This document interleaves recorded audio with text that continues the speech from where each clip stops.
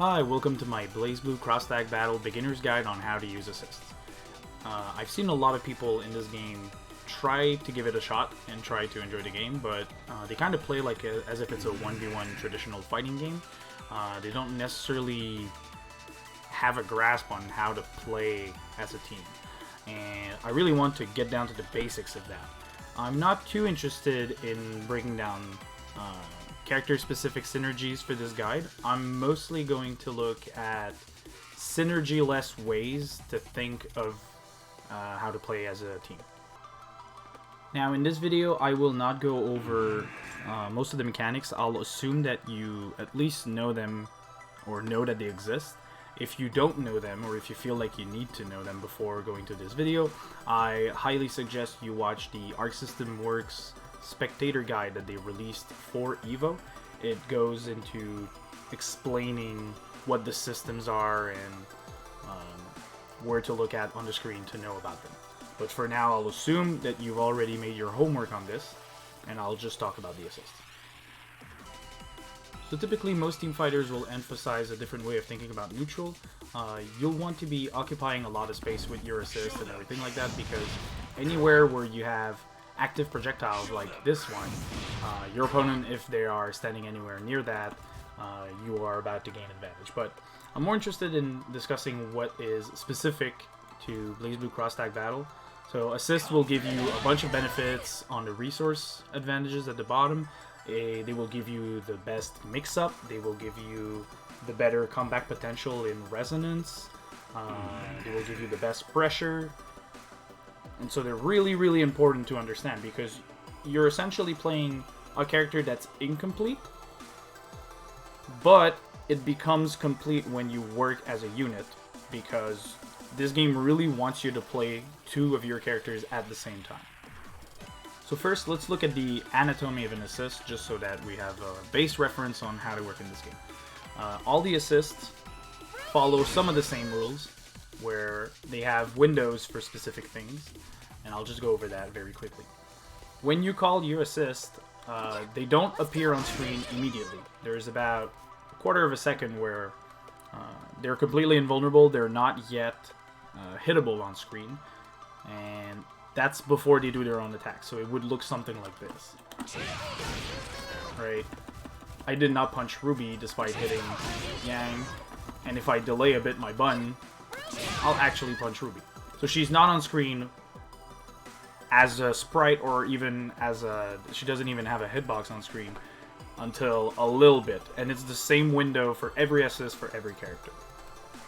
Then there's the part of the move where she actually performs the move, in this case, the gunshot. This is where the assist will have different startups. It's on this part of the move once they're on screen.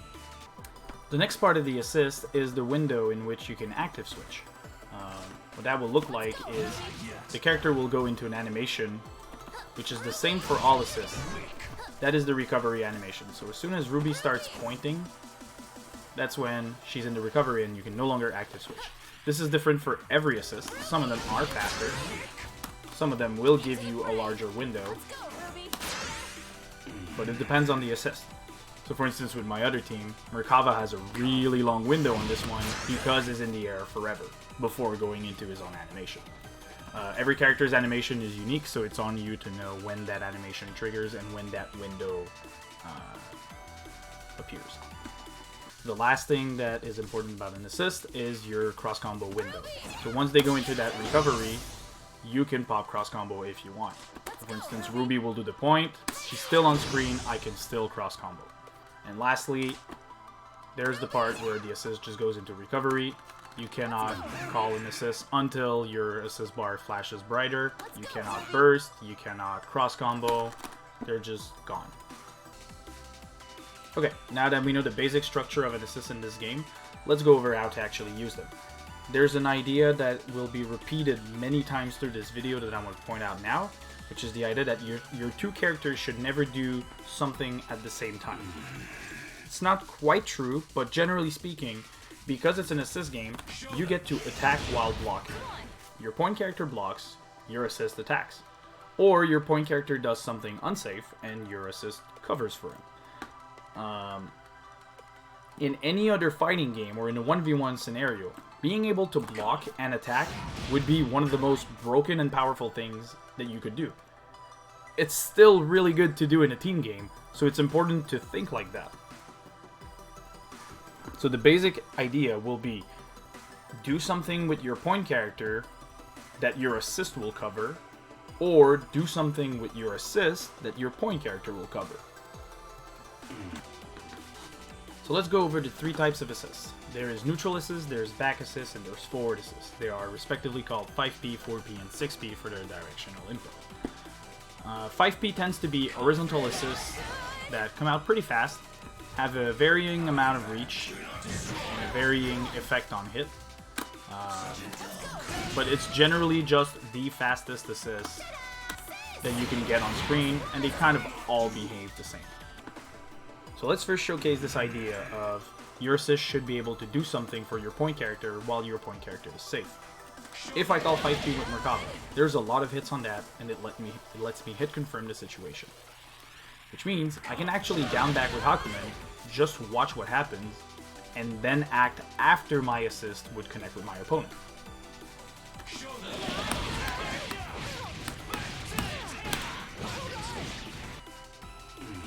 And so instead of moving forward and taking risks to hit confirm the situation, I get to actually have one character that could block if something goes wrong. I'm not putting myself in a happy birthday situation.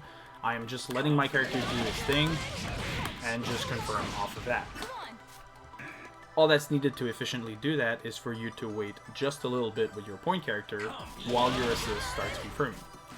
Of course, not every assist is going to have that many hits or allow you to confirm exactly in the way that I did, but the basic idea should be the same. You run, you block, you let your character do the thing, and then you go. Next up in the assists are the 4Ps. I believe 95% of them, if not more, are anti-air assists. The characters will just hit upwards and kind of do a big anti-air move. It's also usually the assist with the shortest reach and the fastest startup depending on your character. Now let's see a variation of this idea of your point character covering for your assists with the 4P. In this game, when you jump, you sometimes have anti-airs, or you sometimes have a reversal action that's unblockable in the air, but your opponent can move around that, or they can just stuff your anti-air, or it's not necessarily the most reliable way to scoop out someone in the air, just because of how zany this game is. And so one of the reliable ways to anti-air in this game is to just jump, call your assist, your anti-air assist, and block. Now this might not seem like much, but trust me, what tends to happen is that the two characters will stall into the air and hit stop, while the assist just comes out and scoops the point character of your opponent while they're in the middle of a move. And that tends to happen more than not just because of the way the assist works. Remember, they're invulnerable before coming on screen, so if you call your assist, chances are that they'll just go through the attack and punch your opponent out of the air, which might look something like this.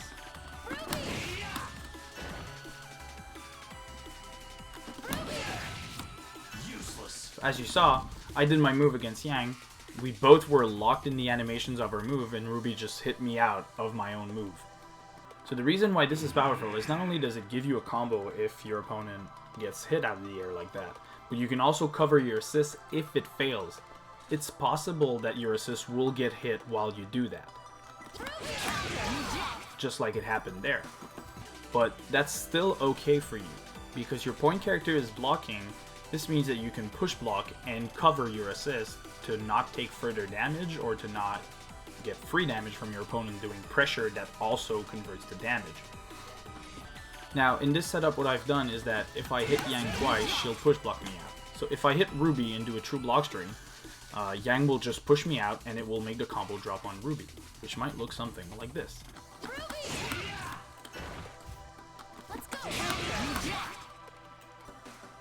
Now in this situation, you didn't lose much as the Yang Ruby player. Yes, Ruby did get punched, but she didn't lose a lot of HP. All you lost was 1 bar. Your opponent did not get much out of it, and you even reset back to neutral. But your upside is that if Ruby wasn't caught by the move, she would have just launched your opponent into the air, and you get a free combo as Yang. It's still really, really good to do that. Again, you just move and block with your point character and call your assist, and you confirm off of that. But if you do something with your point character, you cannot use the push block to make your assist safe in the case that stuff goes wrong. The last type of assists is the 6-speed, the forward assist. These are usually slower assists, or they're projectile assists. They tend to go very far, and it's probably the least consistent across the cast, which means some of them will be super fast like Ruby, and some of them will be super slow with a lot of block stun like Yang. So to further highlight this point again of doing something with your point character to leverage your assist, here's what happens when you call your 6-speed. It might not look like much, but what happened here was really, really important. Yang moved forward, Ruby did the gunshot, but Yang stood in front of Ruby to body block her, which means that Hakumen in this situation would have a much harder time punching out Ruby of this situation. So let's see what happens if I try to punch out Yang out of this setup. If I punch her successfully, Ruby is there to cover her, because she's too far away behind for me to punch her. Obviously, if I move forward, I can punch both. But if you do it right and you block correctly, here's what can happen. Not only did I not punch Yang nor Ruby, I got punched out of it, and Yang could confirm the situation and cover for Ruby in case I punch Ruby like this.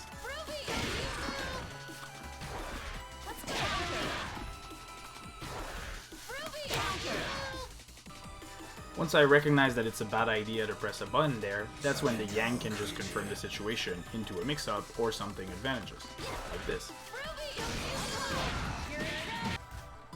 Another way to use assists like 6-speed is usually to do something unsafe that would be covered by the slower nature of those assists. For instance, this dash is punishable. But if I call my 6-speed and then dash in, it's a bad idea for my opponent to press a button there, and I can keep pressing the advantage. Now that we've seen all assist types, let's look at what I think is the most pertinent application of having your assist cover for your point and your point set up your assist, or cover for your assist. And that's through your point's own movement. So while you move, you're free to do whatever you want with your assist and whatever you want with your point. This is easily one of the easiest way to set up a sandwich situation, right? Because you could just move, call your assist, and then they'll be behind your opponent or left where you call them while you're completely somewhere else, right? And that usually covers your assist in two ways. If you go behind them, their character has to turn direction, which means they can no longer punch your assist. The other thing that this is creating is also, this is a cross-up. So while it might look like the point character is going for a grab or a mix-up or just, block string, they're actually just interested in moving, blocking, and calling their assist. If you do this correctly, you even get small conversions off of this. But even if this does not hit, since your point character is still free to act, you have the advantage and you get to attack first. And that sometimes means the most dangerous situation in this game, the sandwich.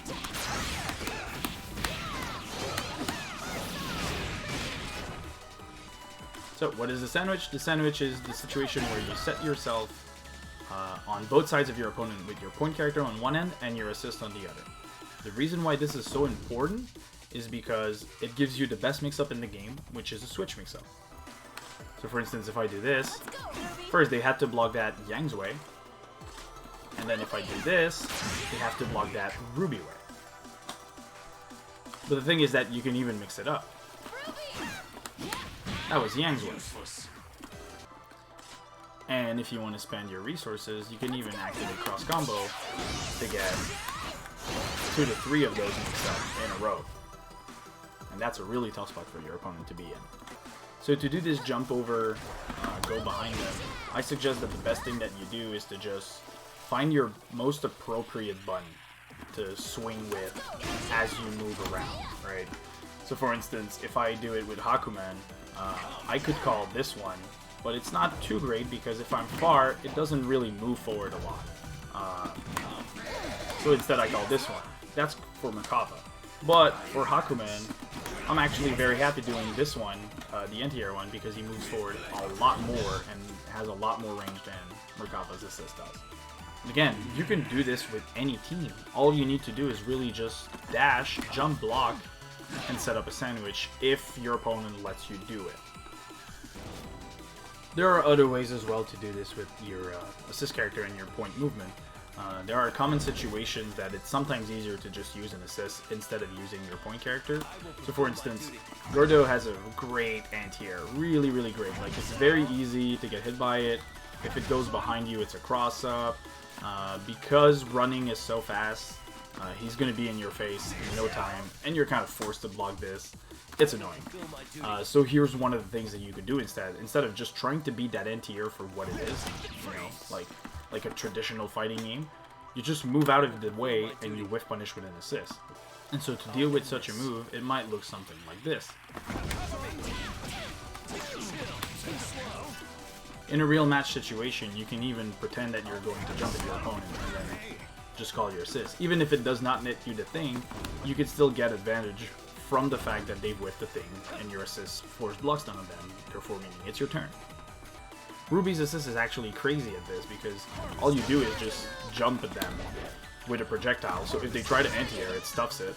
You don't even need to move or anything like that. You just force them to take this, or to dodge this. Now, let's say you did find yourself in a situation where you create a sandwich. There's a pretty universal thing that you can do, regardless of who you're playing, and that's to just do your sweep and switch.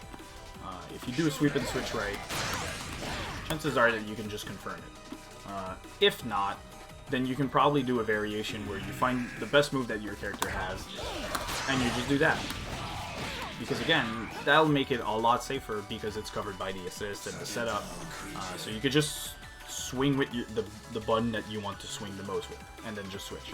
The basic template is just going to be jump behind, or get in the advantageous situation, and then do a switch. It might even be same side, just do anything into switch to extend. And again, you don't really need the team I just had right now to do it. You can really do it with anything. So for instance, like, you could just jump behind them and then decide to do this.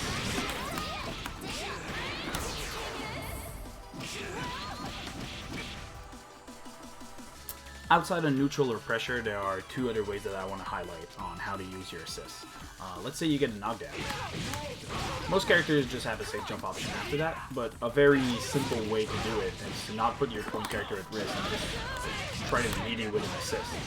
So, again, your point character will be allowed to block while the assist attempts to beat you, and if your opponent reversals, then you get a fat punish. Really fat punish.